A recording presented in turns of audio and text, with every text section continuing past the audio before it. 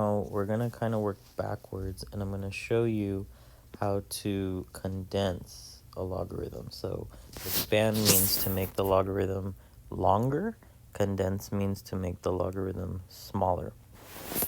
So let's go ahead and get started. I'll start with a couple of these examples. So I'll go here. So let's say you were given something like this. 3 log base 4 of x minus 5 log base 4 of y plus 2 log base 4 of z, blah. And then you want to turn it into a single logarithm. So we pretty much need to look at these properties. One that I see from the get-go is that there are numbers in front of each of these logs. Actually, I should do that in pink. So there's numbers in front of each of these logs. So that is something that we saw with the power rule when we were expanding the logarithm. We would put the power in the front, right? You might remember I was taking this and putting it in the front. Well, when we go backwards, when we're condensing the logarithm, we're actually going to do the opposite, and we are going to take the coefficient and we're going to move it to the power, and that's going to condense it a little bit. So I'm actually going to bring this 3 over here as a power. I'm going to bring this 5 over here as a power, and I'm going to bring this 2 over here as a power.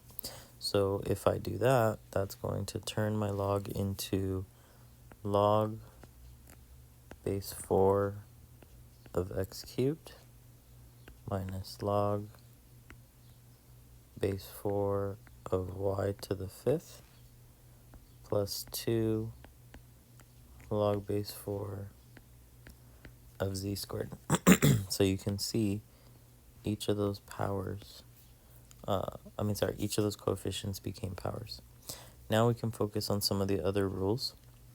So I actually see some addition, and I see some multiplication.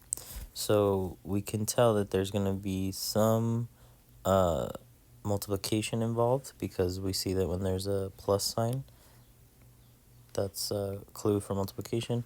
We also see that there's going to be a division because we see a minus sign. So let's go ahead and take it one at a time. So I'm going to look at these two, and let me make this a little smaller. So when I look at those two, I see a minus in between. So that's going to be a clue that I'm going to condense these into one log, but the minus tells me that there's going to be division. And what goes in the top? X to the third. What goes in the bottom? Like that. Okay, so that's how we turned all of this, all of that green turned into that pink thing at the bottom. And then now we have plus 2 log base 4 of z squared. So because we see this addition sign in between those two logs, we know that we're going to end up multiplying. So this would be log base 4. I'm going to open up that log a little bit more. Currently what I see is x to the third and y to the 5th. But I see addition, so I'm going to end up multiplying. I don't know why I still kept that 2. Sorry, get rid of that 2. It's up here now. Sorry if you had that question while you were watching this. Z squared. So things that have a plus obviously go on the top because you're multiplying. Things that have a minus tend to go on the bottom. Things that have a minus tend to go on the bottom because you're subtracting or dividing. So the condensed version would be just like this. Log base 4 of x cubed times z squared over y to the 5th. And as you can see, we started off with 3 separate logarithms, and by the end of this, we ended up with just one. logarithm.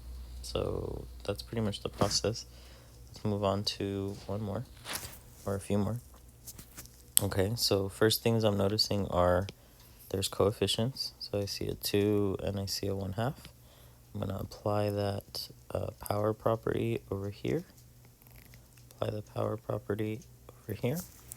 And so that's going to give me log of x squared plus log of y to the 1/2. And then I see a plus sign in between. So that's going to give me a multiplication rule because I see plus.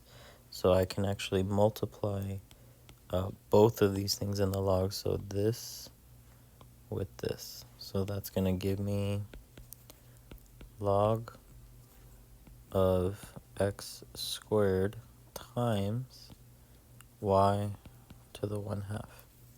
And the only other thing, I mean, that's pretty much a condensed. We turned it into one condensed log. But I hope you also remember this, the fractional, what to do with fractional exponents. Remember when we have this, the bottom number becomes the root. And right now our number is a 2, so that's going to be a square root. So I would say the final answer for this would be log of x squared times square root of y. And that would be my fully condensed logarithm.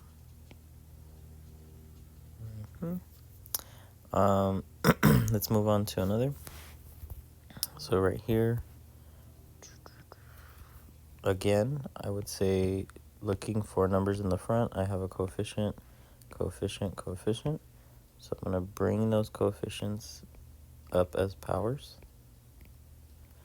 So this will be log of 6 to the 1/3 plus log of x to the 1/3 plus log of y, to the 2/3. And then I see multiplication because I see plus signs, right? So that tells me that I can take this, this, and this, and squish them all into one logarithm by multiplication. So I'm going to write it as log of, and I'm going to leave some space since I have a couple things. 6 to the 1/3 times x to the 1/3 times y to the 2/3. And again, applying the fraction power, I see that they all have this in common. They all have a root of 3. So I can do this. I can just say log of, and then just do a massive cube root, and then put all those things inside. So once I remove, the 3 already became the root, so what's left? I see 6, I see x, and I see y squared. And that would be the condensed version. Moving on. Let's see. Let me position this in the corner. So yeah, I think the best approach is start off with coefficients. So if you see coefficients, just go ahead and move those up. And this one already had a 3, so we're going to see what happens to that right now. So then this would be log base 3 of 16 to the 3/4 minus log base 3 of x cubed to the 1/3 minus log base 3 of y squared. So now we have no coefficients. We moved everything as powers. Some of these can actually be simplified. So if you remember your exponent properties from a few weeks ago, we can actually make these even more simple. So I'm going to go off to the side real quick. If I have 16 to the 3/4, Same thing, that's the same as the fourth root of 16 cubed.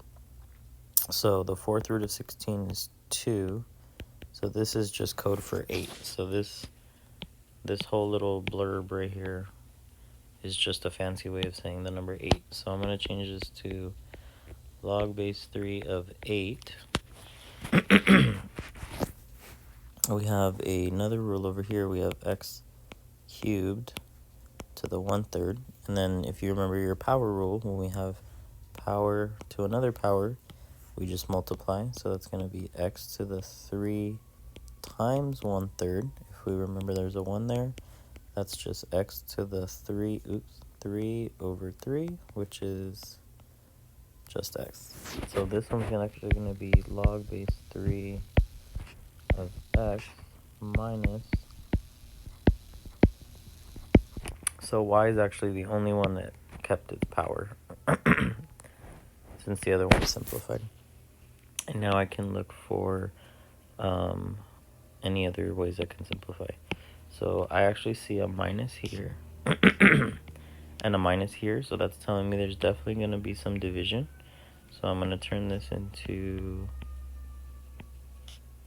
one big fraction. So remember, things that have minuses jump to the bottom. Things that have pluses stay up top. So this one has a minus, so I'm going to throw an x in the bottom. Oops. I'm going to throw an x in the bottom. This one also has a minus, so I'm going to throw a y squared in the bottom. And this one was a plus in the front, so that's going to be 8. So that would be my most simplified version. Okay, I'll do one more and then we'll call it. Let's see. So again here I see coefficient, no coefficient, and just number. So I'm going to move these up here. So this would be log base 5 of x cubed plus log base 5 of y squared plus log base 5 of z plus 2. So that plus 2 might be throwing you off, but we can just leave it added on at the end unless anything simplifies. I also see plus signs. So I see plus. That one I'm not going to include because it's not part of a log. There's no log, so that's just kind of a plus 2 on its own. So because there's plus, I'm thinking plus transfers to multiplication. So I can make one log, and inside of it, I'm just going to multiply this and this. Oh, and this. So that's going to be x cubed y squared z. And then we have this random plus 2, which doesn't really seem to simplify at all. So we're going to leave it alone. So that would be my final answer.